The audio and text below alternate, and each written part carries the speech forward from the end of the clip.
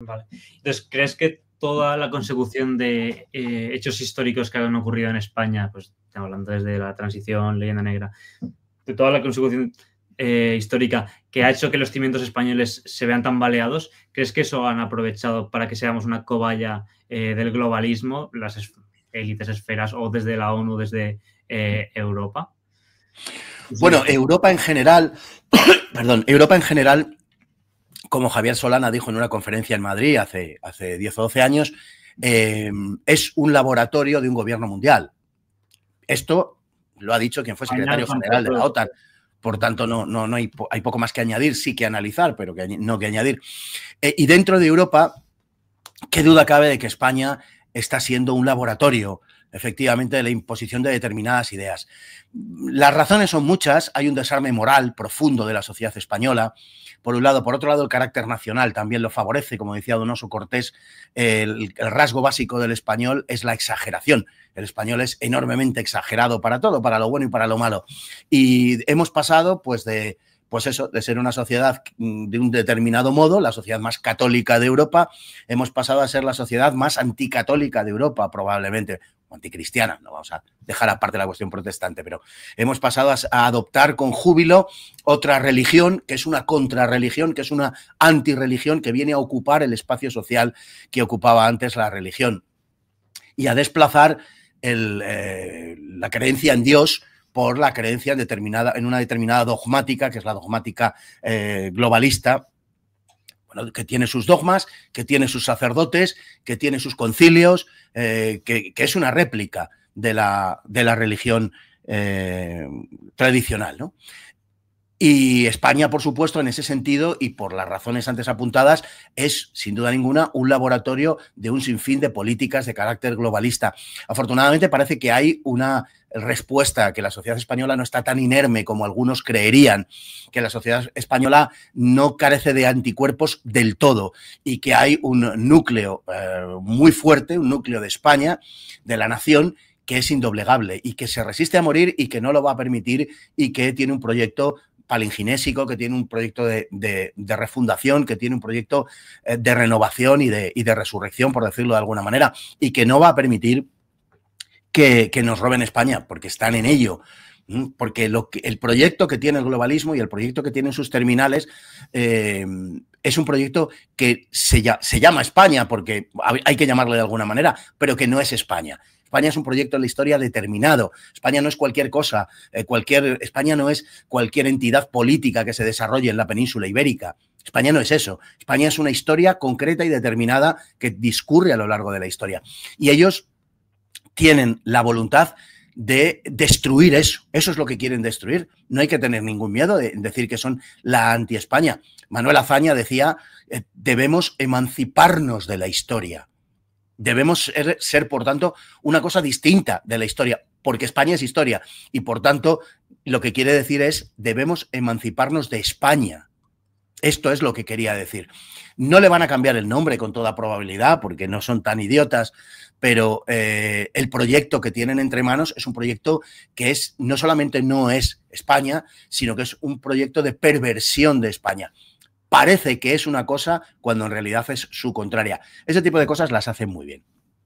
Y Fernando, yo creo que una pregunta que nos puede venir a todos, sobre todo los que no tenemos mucha idea de cómo funciona esto, es cómo se articula este proyecto un poco de destrucción de España, desmembrarlo como a nivel histórico, cultural, político. O sea, yo creo que a todos nos viene a la cabeza que evidentemente la puerta de entrada a esto es pues la política, y alguno podría pensar, oye, pues ¿es Pedro Sánchez, por ejemplo, un títere consciente o inconsciente del globalismo?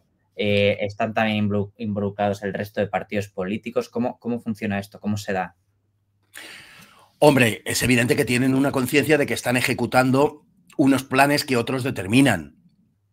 Por supuesto que Pedro Sánchez se autopercibe, como decirlo así, como un títere, claro, y sabe que está ejecutando las políticas que otros les imponen. La primera persona a la que recibe Pedro Sánchez cuando es nombrado presidente de gobierno es a George Soros. No es una casualidad. O sea, es evidente que eso tiene un simbolismo. Todo en política tiene un sentido. Nadie hace en política nada que no tenga un sentido. Todo absolutamente persigue alguna finalidad.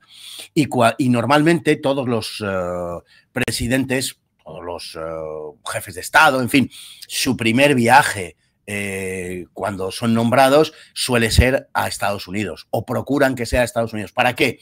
Para rendir pleitesía al amo, al que manda, lógicamente, para que éste se sienta, pues, sienta que efectivamente tiene el cetro del poder sobre aquella persona que lo primero que hace al ser nombrado es visitarle, ¿no? Es un reconocimiento público delante de la comunidad de quién es el jefe, de quién es el que manda. De la misma manera, Pedro Sánchez, la primera persona a la que recibe es George Soros. Es decir, a partir de ahí hay poco que decir. Naturalmente que él sabe que está ejecutando las políticas que otros determinan. Es que toda la política hoy es eso. Hoy, en España, la democracia no existe. Y hay que decirlo con absoluta rotundidad. La democracia en España no existe. Podríamos dar 1000 razones para ello. Entre otras, por ejemplo, el que no hay una separación real de los 3 poderes, en fin, la situación de la prensa, que no ejerce más allá de 4 medios ninguna función de control, por el contrario son meros órganos de propaganda, son altavoces publicitarios del régimen, del sistema o del gobierno, según los casos, pero fundamentalmente no hay una democracia por una sencilla razón, porque el pueblo ya no tiene nada que decidir, porque las decisiones se toman en Bruselas, las decisiones se toman en Washington, las decisiones las toman organismos supranacionales, de tal manera que nosotros lo que elegimos cada 4 años, en fin, según toque, nosotros lo que elegimos es la persona que va a ejecutar las decisiones que otros toman. Pero no elegimos quiénes toman las decisiones. A esos no los elegimos. Sencillamente no los elegimos. Por tanto, es toda una gigantesca ficción. La democracia está absolutamente vaciada de contenido, permanecen los mecanismos puramente formales, pero se ha quedado sin sustancia ninguna, de ningún tipo. Hay algunas cosas en las que ya incluso ni siquiera se guardan las formalidades, ¿no? Y por lo tanto, pues claro que ellos saben y tienen plena conciencia de que están ejecutando las políticas de otros, sin ninguna duda. Si cuando Sánchez salga de la Moncloa, entrará con toda probabilidad, si Dios no lo remedia, Feijóo. Y Feijóo ejecutará las mismas políticas. Y Feijóo es plenamente consciente, por supuesto, que viene aquí a ejecutar las mismas políticas. Mira, José Luis Rodríguez Zapatero, en cierta ocasión, hizo aprobar, no recuerdo si fue el año 2008, puede ser 2007 o 2008, no recuerdo exactamente. Bueno, hizo aprobar unos presupuestos que eran unos presupuestos, digamos, de gasto público en el Parlamento español.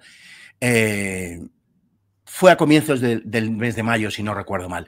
Al día siguiente de que plantease esos presupuestos, recibió una llamada de Angela Merkel y otra llamada de Obama diciéndole de qué iba, o sea, que qué pretendía él con esos presupuestos, que retirase los presupuestos e hiciese otros. Y de una forma absolutamente pública e indisimulada, esos presupuestos se retiraron y se hicieron otros presupuestos y muchísimo más restrictivos, que era lo que mandaban pues, los organismos de decisión mundial, internacional, etcétera. No es que tengan conciencia de quién manda, es que son ejecutores de los que mandan, y precisamente es por su condición de ejecutores de quienes mandan por lo que han llegado ahí. ¿Alguien cree de verdad que una persona de la altura intelectual y moral de Zapatero, de Pedro Sánchez, del propio Rajoy, por sus propios métodos, por sus propios medios, por sus propias formas y maneras, habría llegado a ser presidente de gobierno? Se supone que la presidencia de gobierno es algo donde debería estar el mejor, para entendernos, ¿no? Al menos el mejor en esas materias. ¿Alguien de verdad cree que Zapatero, Pedro Sánchez, Dios mío, o el propio Rajoy verdaderamente son las personas más capacitadas para dirigir un país, para dirigir España? Naturalmente que no. Son las personas más capacitadas probablemente para obedecer y ejecutar los planes que otros determinan. Y que de esto es de lo que se trata. Es decir, España lleva destruyendo su soberanía desde hace muchas décadas, y este punto al que hemos llegado de degradación de la soberanía nacional, pues como decimos, acaba convirtiendo todo esto en una gigantesca farsa, por otro lado muy costosa.